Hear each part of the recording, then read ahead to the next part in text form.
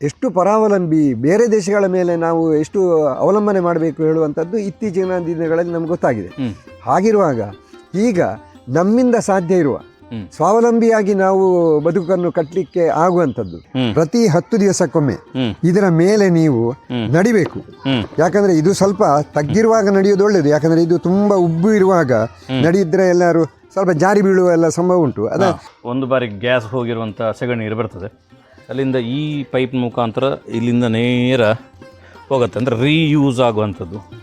ಒಂದು ಬಾರಿ ಸೆಗಣಿ ನೀರು ಹೋಗಿ ಅದರಿಂದ ಗ್ಯಾಸ್ ತೆಗೆದು ಮತ್ತೊಂದು ಬಾರಿ ನೋಡಿ, ಇದನ್ನು ನಾವು ಫೆಬ್ರವರಿಯಲ್ಲಿ ಈ ಒಂದು ಪ್ಲಾಂಟನ್ನು ಮಾಡಿದ್ವಿ. ಅದರ ನಂತರ 5-6 ದಿವಸದೊಳಗೆ ನಾವು LPG ಕನೆಕ್ಷನ್ ಅಂತ ಹೇಳುವುದನ್ನು ತಪ್ಪಿಸಿಟ್ಟಿದ್ದೇವೆ. ಆಮೇಲೆ ನಾವು LPGಯನ್ನು ಉಪಯೋಗವೇ ಮಾಡಲಿಲ್ಲ. ಅದು ಮೇಲೆ ಹೋಗಿ ಯಾಕೆ ಕೆಳಗೆ ಬರಬೇಕಂದ್ರೆ ಈ ಗ್ಯಾಸಿನ ಜೊತೆಗೆ ನೀರಾವಿ ಬರ್ತದೆ. ನೀರಾವಿ ಅಂದರೆ ನಮ್ಮ ಸ್ಟವ್ ಸರಿಯಾಗಿ ಉರಿಯುವುದಿಲ್ಲ.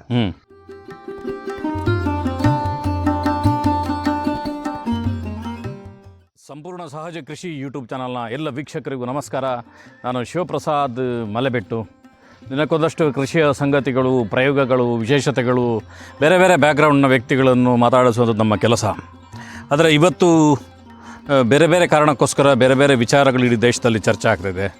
ದೇಶದ ಪ್ರಧಾನಮಂತ್ರಿ ಹೇಳ್ತಿದ್ದಾರೆ, ಜನರಲ್ಲೂ ಕೂಡ ಸರಳವಾಗಿ ಬದುಕಿ, ಚಿನ್ನವನ್ನು ಖರೀದಿ ಮಾಡಬೇಡಿ, ಖಾಸಗಿ ವಾಹನದಲ್ಲಿ ಹೆಚ್ಚು ಓಡಾಡಬೇಡಿ, ಸಾರ್ವಜನಿಕ ಸಾರಿಗೆಯನ್ನು ಉಪಯೋಗ ಮಾಡಿ, ಮಿತ ವ್ಯಯದ ಜೀವನ ಮಾಡಿ, ಈ ರೀತಿಯ ಮಾತುಗಳನ್ನು ಎಲ್ಲ ಕಡೆ ನೀವು ಕೇಳಿರ್ಬೋದು.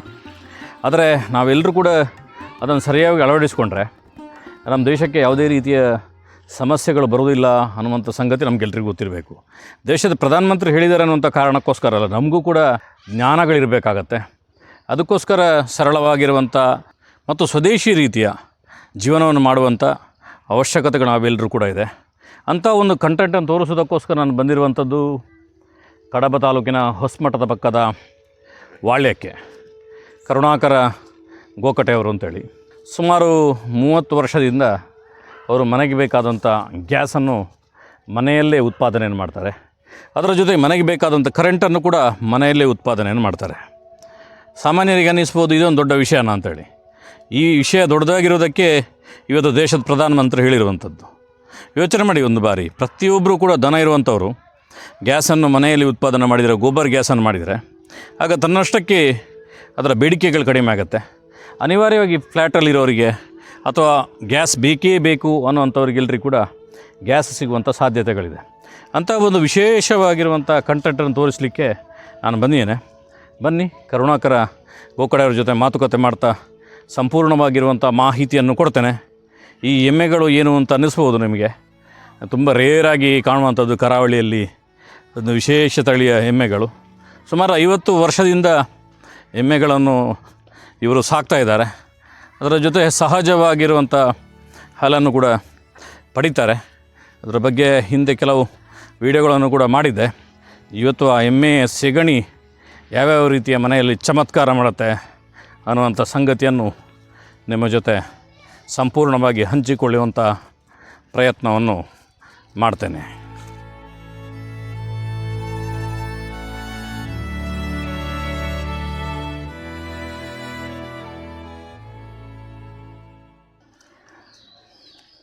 ಗೋಕಡೆಯವರೇ ನಮಸ್ತೆ.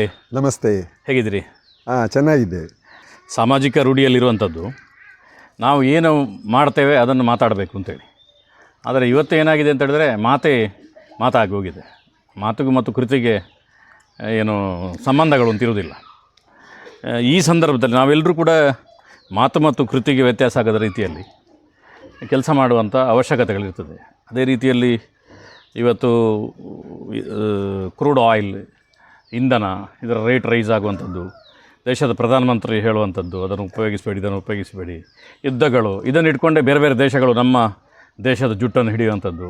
ಇಂಥ ಸನ್ನಿವೇಶಗಳಲ್ಲಿ ನಾವು ಪ್ರಜೆಗಳಾಗಿ ಪ್ರತಿಯೊಬ್ಬರೂ ಕೂಡ ನಮಗೆ ಬೇಕಾದನ್ನು ನಾವು ತಯಾರು ಮಾಡಿಕೊಂಡಾಗ ದೇಶಕ್ಕೆ ತುಂಬ ಹೊರೆ ಕಡಿಮೆ ಆಗತ್ತೆ ನನಗೆ ಅನಿಸುತ್ತೆ. ಆ ಕಾರಣಕ್ಕೋಸ್ಕರ ಈ ಒಂದು ಗೋಬರ್ ಗ್ಯಾಸ್ನ ಒಂದು ವಿಶೇಷ ಕಾನ್ಸೆಪ್ಟ್, ಯಾಕಂದರೆ ಇದಕ್ಕಿಂತ ಮೊದಲು 10 ಗೋಬರ್ ಗ್ಯಾಸ್ನ ಬಗ್ಗೆ ಮಾಡಿದ್ದೇವೆ ನಾವು. ಈ ವಿಶೇಷ ಕಾನ್ಸೆಪ್ಟ್ನ ಜನರಿಗೆ ತಿಳಿಸೋಣ ನಾನು ಬಂದಿರುವಂಥದ್ದು. ಇದನ್ನು ಆ ಹಳೆಯ ಕಾನ್ಸೆಪ್ಟನ್ನು ಬಿಟ್ಟು ಇದನ್ನು ಯಾಕೆ ಸರ್ ಶುರು ಮಾಡಿದ್ರಿ? ನೋಡಿ, ನಮ್ಮಲ್ಲಿ ಈ 38 ವರ್ಷದ ಹಿಂದೆ ನಾವು ಈ ಒಂದು ಗೋಬರ್ ಗ್ಯಾಸ್ ಪ್ಲಾಂಟನ್ನು, ಇದು ಏನಂದರೆ ಫೈಬರ್ ಟ್ಯಾಂಕು ಇದು. ಇದನ್ನು ನಾವು ಆವತ್ತು ಮಾಣಿಯಲ್ಲಿ ಒಂದು ಇತ್ತು, ಏನು ಇದನ್ನು ತಯಾರಿಸುವ ಒಂದು ಸಂಸ್ಥೆ ಇತ್ತು. ಈಗ ಮಾಣಿಯ ಆ ಸಂಸ್ಥೆ ಕೂಡ ಮುಚ್ಚಿ ಹೋಗಿದೆ. ಅಲ್ಲಿ ಇದನ್ನು ನಾವು ಆರಂಭಿಸಿದೆವು. ಅಲ್ಲಿಂದ 1990ರಲ್ಲಿ ಇದನ್ನು ಆರಂಭಿಸಿದ್ದೇವೆ ನಾವು. ಅಂದರೆ ಗೋಬರ್ ಗ್ಯಾಸ್ ಆಗ ನಮಗೂ ಕೂಡ ನಿಜವಾಗಿ ಹೆಚ್ಚು ಇದರ ಮಾಹಿತಿ ಇರಲಿಲ್ಲ. ನಾವೇನೋ ಸಣ್ಣ ಒಂದು ಪ್ಲಾಂಟನ್ನು ಮಾಡಿದೆವು. ಇದನ್ನು ನಿಜವಾಗಿ ನಾವು ದೊಡ್ಡ ಪ್ಲಾಂಟನ್ನು ಮಾಡಬೇಕಿತ್ತು. ಸರಿಯಾದ ಮಾಹಿತಿ ಕೊಡೋರು ಇರಲಿಲ್ಲ. ಆಗ 4 ಘನ ಅಡಿ, 6 ಘನ ಅಡಿ, 8 ಘನ ಅಡಿ ಅಂತ ಇಷ್ಟು ಇದೆಲ್ಲ ಬರ್ತೇವೆ. 12 ಘನ ಅಡಿಯೂ ಬರ್ತಿತ್ತೇನೋ. ಅಂತೂ ನಿಮ್ಮ ಇದರ ಯಾವುದು ಈ ಜಾನುವಾರುಗಳ ಮಟ್ಟಿಗೆ ಒಂದು 6 ಘನ ಅಡಿದ್ದು ಸಾಕು ಅಂತ ಏನೋ ನಮಗೆ ಒಬ್ಬರು ಹೇಳಿದ ಕಾರಣ ನಾವು 6 ಘನ ಅಡಿದ ಈ ಒಂದು ಪ್ಲಾಂಟನ್ನು ಮಾಡಿದೆವು. ಇದು ಏನಾಗ್ತದೆ ಅಂದರೆ ಇದರಲ್ಲಿ ಹೆಚ್ಚು ಆ ಘನ ಅಡಿ ಇದು ಗ್ಯಾಸ್ ತುಂಬಲಿಕ್ಕೆ ಅದರಲ್ಲಿ ಜಾಗವೇ ಇಲ್ಲ. ಏನೋ ಇದು ಮೇಲೆವರೆಗೆ ಬರ್ತದೆ, ಆದರೆ ನಾವು ಖರ್ಚು ಮಾಡಿದ ಹಾಗೆ ಕೆಳಗಿಳಿತದೆ.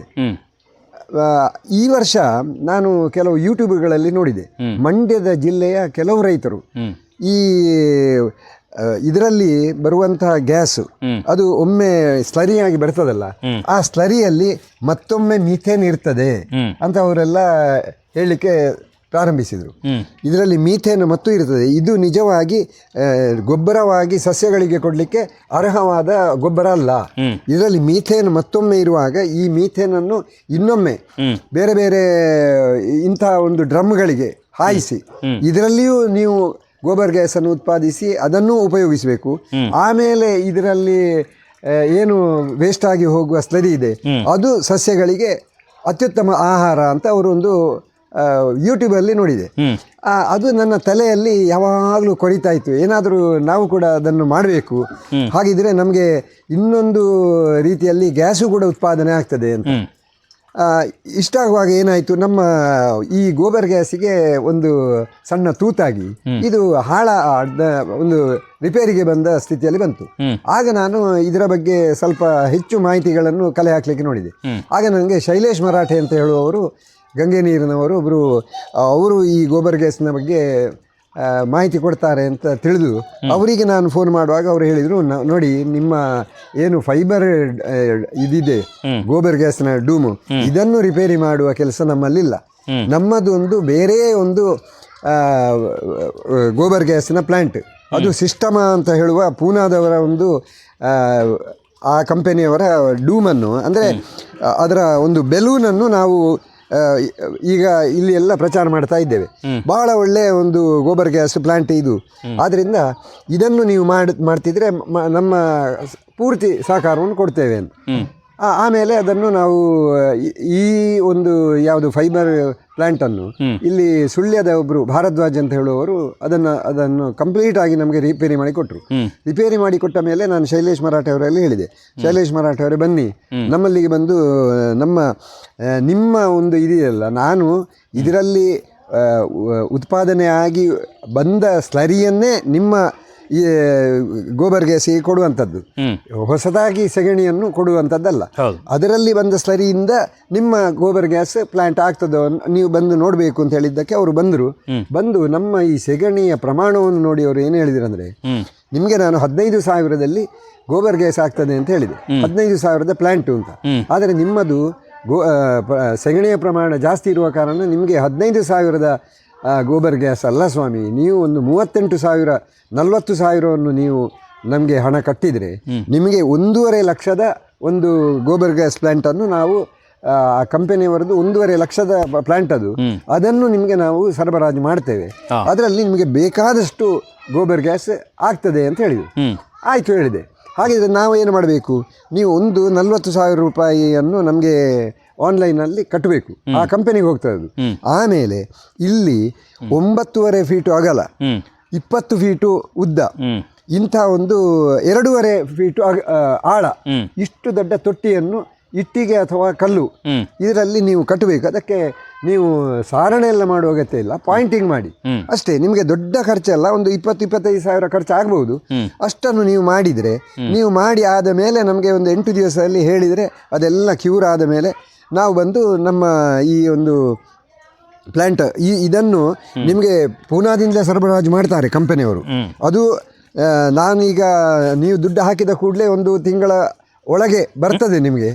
ಅದು ಬಂದ ಕೂಡಲೇ ನೀವು ನಮಗೆ ತಿಳಿಸಿ, ಹಾಗೆ ಅವರೇ ಅದನ್ನು ಸಪ್ಲೈ ಮಾಡ್ತಾರೆ. ಮತ್ತು ಇದೆಲ್ಲ ಮಾತ್ರ ಯಾವುದು ನೀವು ಮಾಡುವಂಥ ಈ ಕೆಲಸ ಇದೆಯಲ್ಲ, 9.5 ಫೀಟ್ ಅಗಲ 20 ಫೀಟ್ ಉದ್ದದ, ಇದೆಲ್ಲ ಅಷ್ಟು ಅಚ್ಚುಕಟ್ಟಾಗಿ ಕೆಲಸವನ್ನು ಮಾಡಬೇಕು. ಅಷ್ಟನ್ನು ಮಾಡಿದರೆ ನಮ್ಮ ಪ್ಲ್ಯಾಂಟ್ ರೆಡಿ. ನಾವು ಬಂದು ಅದನ್ನು ನಿಮಗೆ ಜೋಡಿಸಿ ಕೊಡ್ತೇವೆ. ಮತ್ತು ಅಲ್ಲಿಂದ ಬಂದ ಸ್ಲರಿಯನ್ನೇ ಇದಕ್ಕೆ ಇನ್ಲೆಟ್ಟಿಗೆ ಹಾಕುವಂಥದ್ದು. ಮತ್ತು ಔಟ್ಲೆಟ್ ನಿಮ್ಮ ಮೊದಲಿನ ಏನು ಟ್ಯಾಂಕ್ ಇದೆ ಅದಕ್ಕೆ ಅದು ಬೀಳುವ ಹಾಗೆ ಮಾಡಿ ನಿಮಗೆಲ್ಲ ನಾವು ಮಾಡಿಕೊಡ್ತೇವೆ ಅಂತ ಹೇಳಿದ ಪ್ರಕಾರ ಅವರು ಫೆಬ್ರವರಿಯಲ್ಲಿ, ನಾವು ಸಾಧಾರಣ ಜನವರಿಯಲ್ಲಿ ಈ ಕೆಲಸವನ್ನೆಲ್ಲ ಮಾಡಿದೆವು.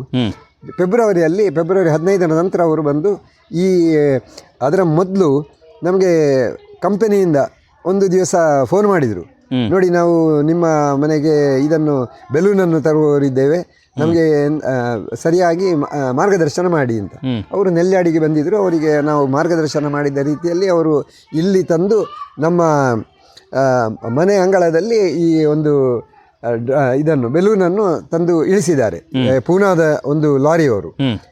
ಆ ರೀತಿ ಅವರು ಶೈಲೇಶ್ ಮರಾಠೆ ಅವರು ಅದೇ ಫೆಬ್ರವರಿಯ 15-20ರ ನಂತರ ಒಂದು ದಿವಸ ಬಂದು ಇಬ್ಬರು, ಅವರು ಮತ್ತು ಅವರ ಅಸಿಸ್ಟೆಂಟ್ ಇಬ್ಬರು ಬಂದು ಇದನ್ನು ಬೆಲೂನನ್ನು ಇಳಿಸಿ ಅದರ ಬೇಕಾದ ಫಿಟ್ಟಿಂಗ್ಸನ್ನೆಲ್ಲ, ಯಾಕಂದರೆ ಇದನ್ನು ಕೂಡ ನೋಡಿ ಅವರು ಇಲ್ಲಿಂದ ಮೇಲೆ ತಗೊಂಡು ಹೋಗಿದ್ದಾರೆ, ಮೇಲೆ ತಗೊಂಡು ಹೋಗಿ ಪುನಃ ಕೆಳಗಿಳಿಸಿದ್ದಾರೆ.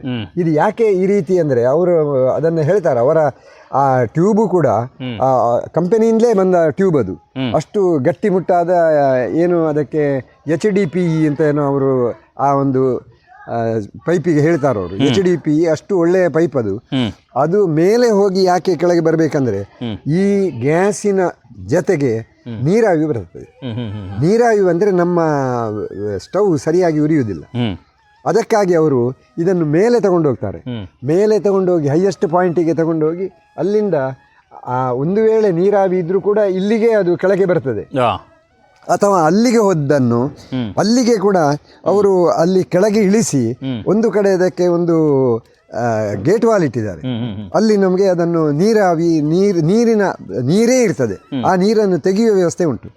ಯಾವಾಗ ಈ ಗ್ಯಾಸ್ ಸರಿಯಾಗಿ ಉರಿಯುತ್ತಾ ಇಲ್ವೋ, ಯಾಕಂದರೆ ಅದು ಬುಗು ಬುಗು ಬುಗು ಅಂತ ಹೀಗೆ ಹೇಳ್ತಾ ಇರ್ತದೆ, ಆಗ ನೀವು ಆ ನೀರನ್ನು ತೆಗಿಬೇಕು ಅಂತ, ಹಾಗೆ ಅದನ್ನು ವ್ಯವಸ್ಥೆ ಮಾಡಿಕೊಟ್ಟಿದ್ದಾರೆ. ನೋಡಿ ಸ್ನೇಹಿತರೆ, ಇಲ್ಲೊಂದು ಹಳೆಯ ಗೊಬ್ಬರ ಗ್ಯಾಸ್ ಇದೆ.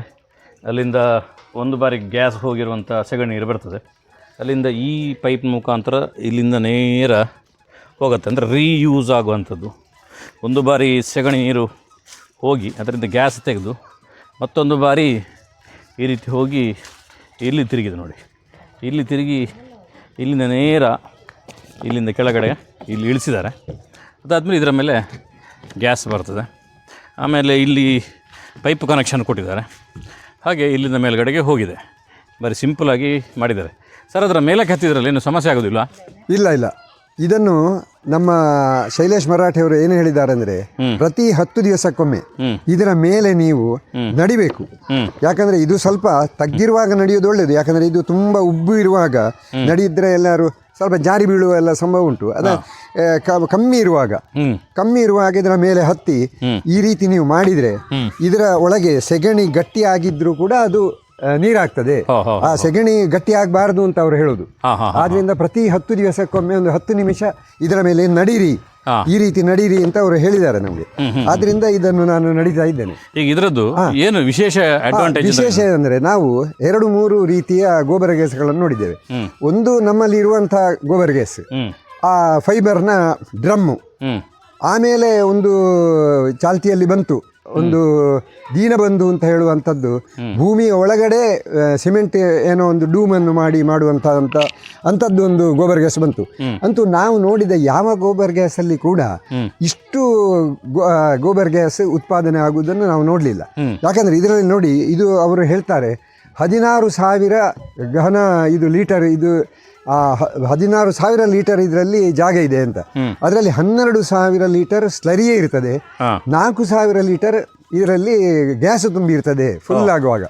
ಮತ್ತೊಂದು ಅದಕ್ಕೆ ಅವರು ಹೇಳೋದು, ಆ ರೀತಿಯ ಗೋಬರ್ ಗ್ಯಾಸಿಗೆ ನಾವು ಫೈಬರ್ನ ಡ್ರಮ್ ಅನ್ನು ಮಾಡಿದ್ದೇವಲ್ಲ, ಅದಕ್ಕೆ ಮಳೆಗಾಲದ ಮಟ್ಟಿಗೆ ಇದು ಬೇಕು, ಯಾವುದು ಶೆಲ್ಟರ್ ಬೇಕು. ಬೇಸಿಗೆಯಲ್ಲಿಯೂ ಅದಕ್ಕೆ ಬಿಸಿಲು ಬೀಳಬೇಕಂತಿಲ್ಲ, ಅದು ಶೆಲ್ಟರ್ ಇದ್ರೆ ಒಳ್ಳೆಯದು. ಆದರೆ ಈ ಸಿಸ್ಟಮ ಅಂತ ಹೇಳುವ ಈ ಕಂಪನಿಯವರ ಈ ಬೆಲೂನಿಗೆ ಬೇಸಿಗೆಯಲ್ಲೂ ಬೇಕಾದಷ್ಟು ಬಿಸಿಲು ಬೀಳಬೇಕು, ಮಳೆಗಾಲದಲ್ಲಿ ನೀರು ಬಿದ್ದರೂ ಏನೂ ತೊಂದರೆ ಆಗುವುದಿಲ್ಲ. ಆದ್ದರಿಂದ ಇದಕ್ಕೆ ಯಾವುದೇ ಒಂದು ಏನು ಹೇಳುತ್ತೇವೆ ನಾವು, ಒಂದು ಛತ್ರ ಅಂತ ಅದರ ಅಗತ್ಯ ಇಲ್ಲ. ಇದು ಬೇಸಿಗೆಯಲ್ಲಿ ಬಿಸಿಲು ಬಿದ್ದಷ್ಟು ಇದರಲ್ಲಿ ಪ್ರೊಡಕ್ಷನ್ ಜಾಸ್ತಿ ಆಗ್ತದೆ ಅಂತ. ಮತ್ತು ಈ ಒಂದು ಬೆಲೂನ್ ಇದೆಯಲ್ಲ, ಅದು ಕೂಡ ತುಂಬ ಗಟ್ಟಿಯಾದ ಒಂದು ಪದಾರ್ಥದಿಂದ ಅವರು ಮಾಡಿದ್ದಾರೆ.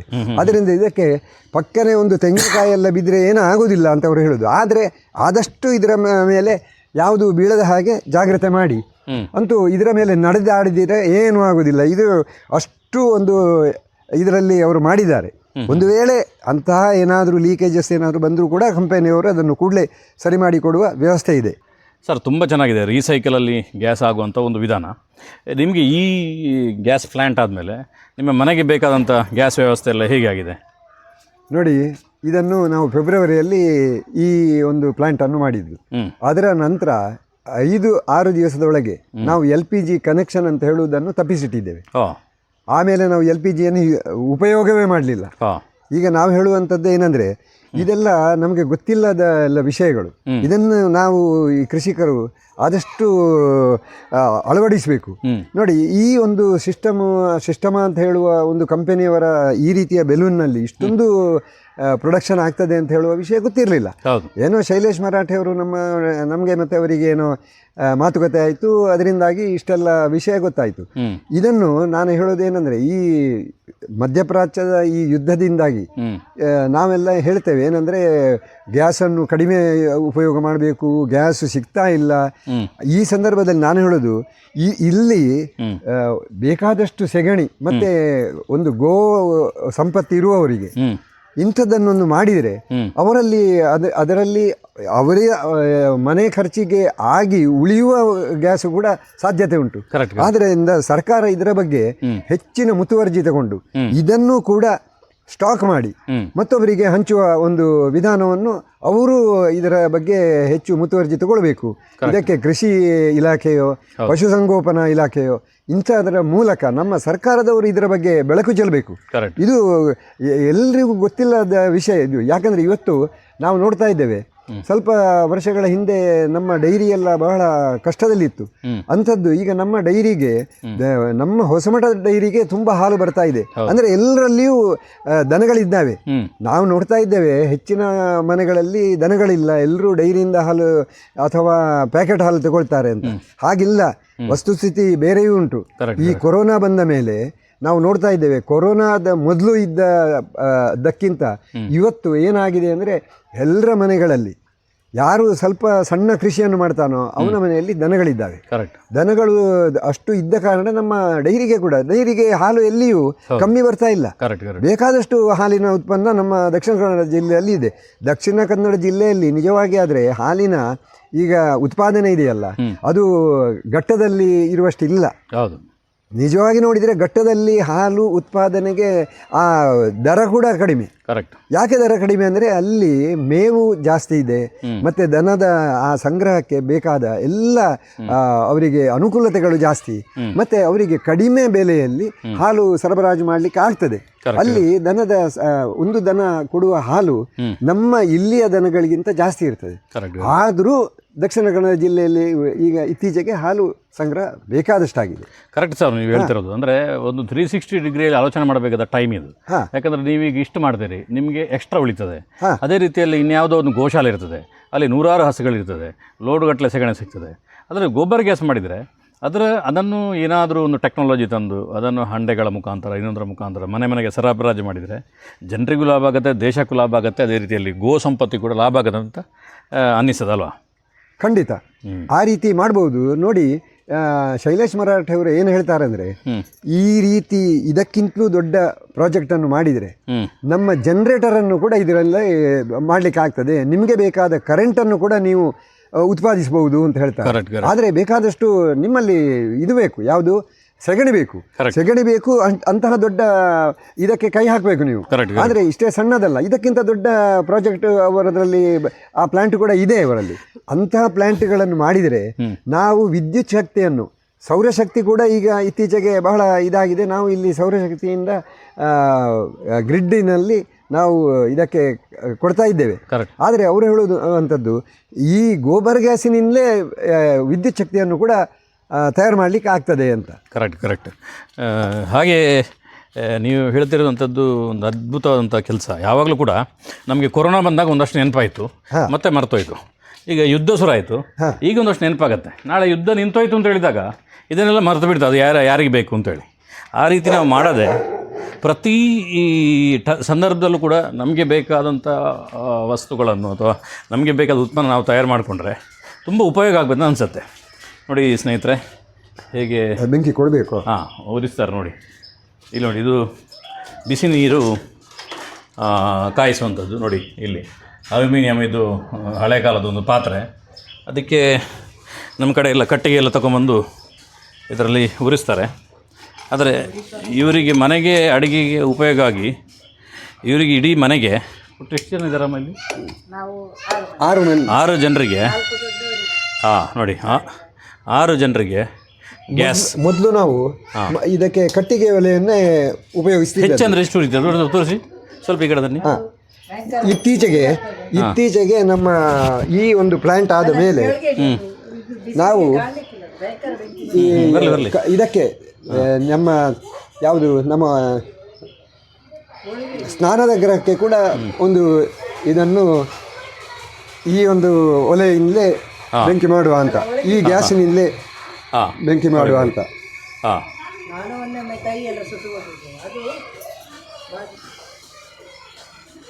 ನೋಡಿ ಸ್ನೇಹಿತರೆ, ಇಡೀ ಮನೆಗೆ ಬೇಕಾದ ಬಿಸಿನೀರಿಗೆ ಕೂಡ ಇಲ್ಲಿ ಗ್ಯಾಸ್ನ ವ್ಯವಸ್ಥೆ ಇದೆ. ಓಕೆ ಸರ್, ಈ ಸಂದರ್ಭದಲ್ಲಿ ಇದೊಂದು ಒಳ್ಳೆಯ ವಿಷಯ ಅಂತ ನಾನು ಅಂದ್ಕೊಳ್ತೇನೆ. ಯಾಕಂದರೆ ಯಾವತ್ತೂ ಕೂಡ ಈ ಕಬ್ಬಿಣ ಬಿಸಿಯಾದಾಗನೇ ಬಡಿಬೇಕು ಅಂತ ಹೇಳ್ತಾರೆ, ತಣ್ಣಗೆ ಆದಾಗ ಅದನ್ನು ಯಾರು ಕ್ಯಾರ್ ಮಾಡೋದಿಲ್ಲ. ಅದೇ ರೀತಿಯಲ್ಲಿ ಇವತ್ತು ಈ ಸ್ವದೇಶಿ ದೇಶದ ಸಮಸ್ಯೆ, ಸವಾಲು, ಇದೆಲ್ಲ ಚರ್ಚೆ, ವಿರೋಧನ ಪರನ ಚರ್ಚೆ ನಡೀತಿದೆ. ಈ ಸಂದರ್ಭದಲ್ಲಿ ಜನರಿಗೆ ಹೆಚ್ಚಿದು ಅರ್ಥ ಆಗತ್ತೆ ಅಂತ ನಾನು ಅಂದ್ಕೊಂಡಿದ್ದೇನೆ. ಆ ಕಾರಣಕ್ಕೋಸ್ಕರ ಒಂದು ಸುಂದರವಾಗಿರುವಂಥ ಮಾಹಿತಿಯನ್ನು ಅತ್ಯಂತ ಸರಳವಾಗಿ ಕೊಟ್ಟಿದ್ದೀರಿ. ನಿಮಗೆ ಧನ್ಯವಾದಗಳು ಸರ್. ನೋಡಿ, ನಾನೇನು ಹೇಳ್ತಾ ಇದ್ದೇನೆಂದರೆ, ಈ ಇತ್ತೀಚೆಗೆ ಪ್ರೈಮ್ ಮಿನಿಸ್ಟರ್, ನಮ್ಮ ಪ್ರಧಾನಮಂತ್ರಿಯವರ ಒಂದು ಇದು ಹರ್ ಹರ್ ಘರ್ ಜಲ್ ಅಂತ ಒಂದು ಯೋಜನೆ ಆಗ್ತಾ ಇದೆ. ಅದರ ಮಧ್ಯದಲ್ಲಿ ಎಲ್ಲರೂ ಘರ್ ಬಿಜಿಲಿ ಅಂತ ಅವರು ಒಂದು ಕಾರ್ಯಕ್ರಮವನ್ನು ಮಾಡಿದ್ದಾರೆ. ಏನಂದರೆ ಪ್ರತಿಯೊಬ್ಬರೂ ಕೂಡ ಅವರ ಮನೆಯ ಮೇಲ್ಛಾವಣಿಯಲ್ಲಿ ಇದನ್ನು ವಿದ್ಯುತ್ ಶಕ್ತಿಯನ್ನು ಉತ್ಪಾದನೆ ಮಾಡಿ ದೇಶಕ್ಕೆ ಕೊಡಿ ಅಂತ. ಈ ಯೋಜನೆಯನ್ನು ಕೂಡ ಖಂಡಿತ ನಾನು ಹೇಳೋದು ಹಮ್ಮಿಕೊಳ್ಳಬೇಕು.